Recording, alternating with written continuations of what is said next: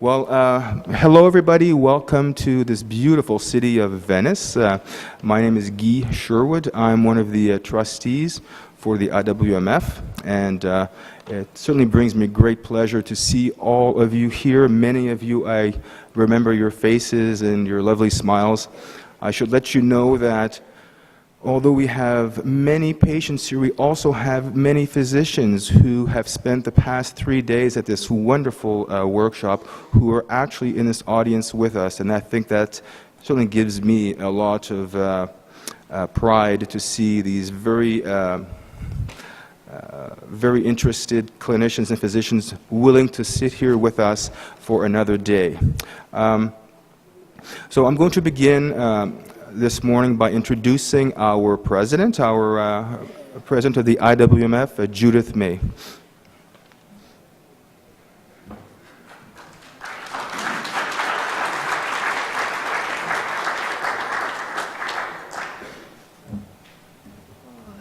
Good morning. Can everyone hear? Yes. Well, I'm delighted to see all of you here. Even more people came than had registered earlier, and this is really great, great news.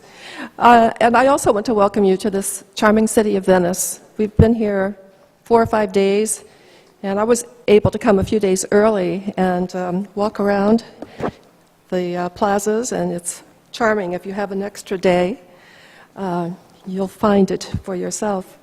This is the second IWMF International Patient Forum, and I want to thank you for being here and for deciding that this was important enough to you personally that you would travel to Venice to be here for 1 day. Thank you. Today, you're very lucky. You're going to hear from the best of the best Waldenstrom experts, and we have 6 doctors who will be presenting information. And we also will be videoing it, and once we get back to the States, we'll decide how we can put that into perhaps a DVD that can be mailed to you so that you have the information to review in your homes.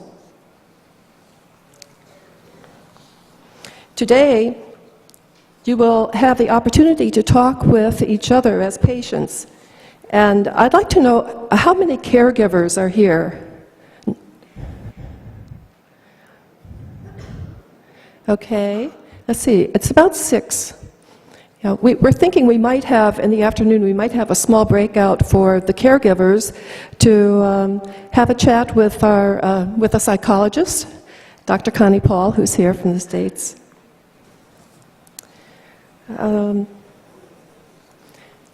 To find the light.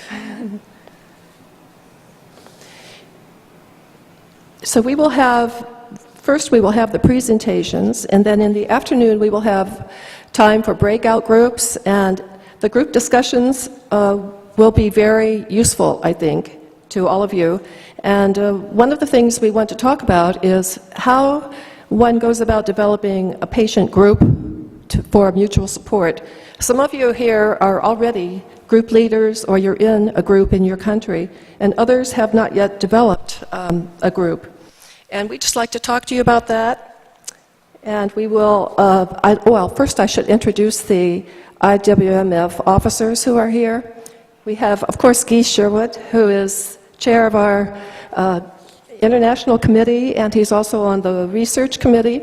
And Bill Paul. Would you stand? Bill is our secretary-treasurer, and he's also executive vice president. And I want to introduce Dr. Bob Kyle. He is our board advisor, and we get a lot of advice. We ask for a lot of advice from him, and he's also director of the Scientific Advisory Committee. We also have a former trustee, Roy Parker, right there. He's joined us with his wife, Eileen. And Sarah McKinney, who registered you, is probably still out there. She runs our office. We have a small office in Sarasota, Florida, only 3 staff, and she's our office manager. And we have an accountant and a secretary. And the rest of us are all volunteers. The board is totally 100% volunteers. And the services that we do provide, which I'll go into, are patients helping patients.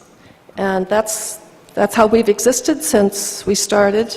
In fact, I'm a charter member. We actually formed the board in 1998. So I've been on the board for 13 years and president for almost 6 years.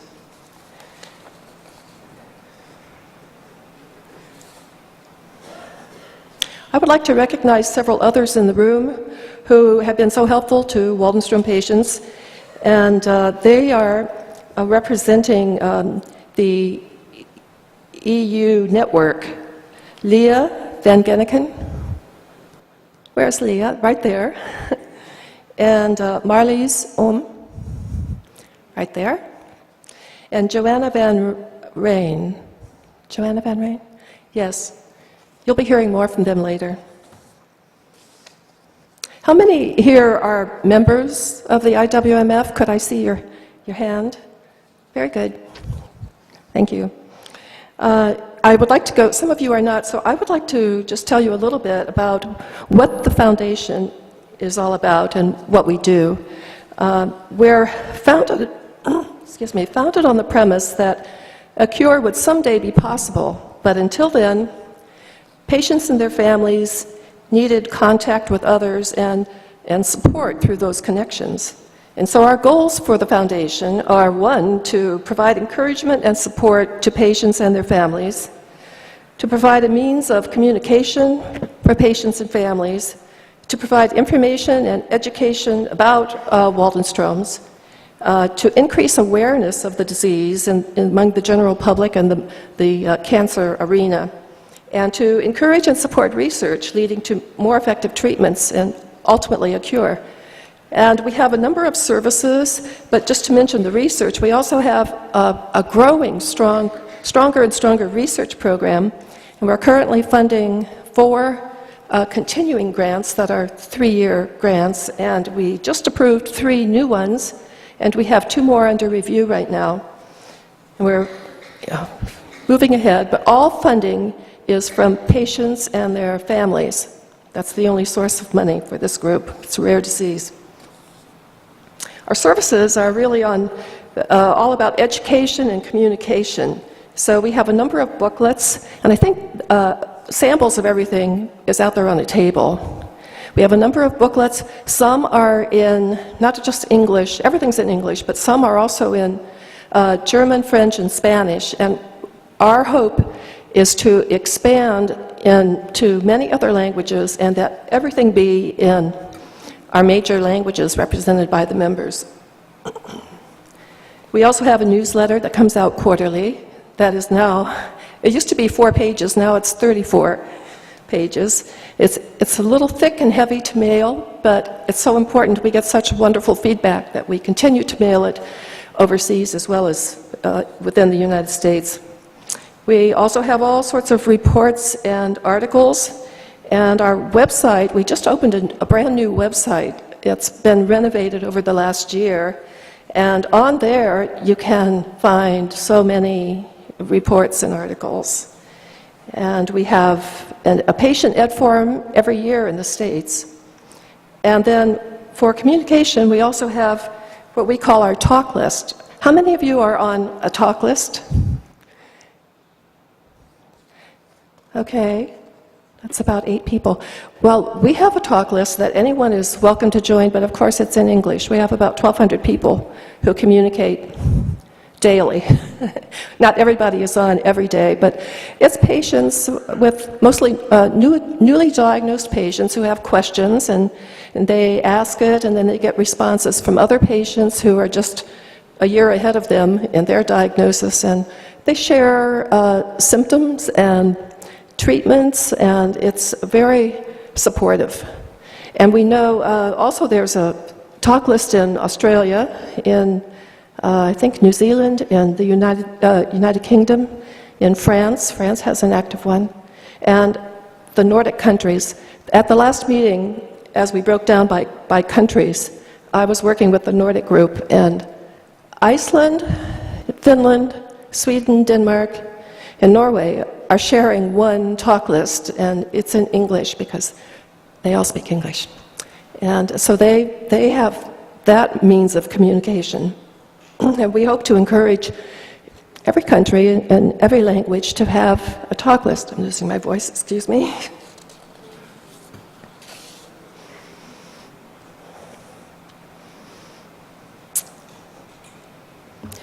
As I said, this afternoon, we will break down into smaller groups, and we'll be working on how to build a network with patients and families. And we have many models in the United States. Some of them meet monthly, some meet once a year, and some only meet with a presenter to talk to them. Others just want to gather as a group and talk amongst themselves. So there are many models, and we don't push any single model. It's whatever works for you, whatever makes you comfortable. And so we'll talk about how we've been doing it, and we do have a training manual for developing support groups, and that's available. We can have that. I think we do have that in several languages now. Yeah.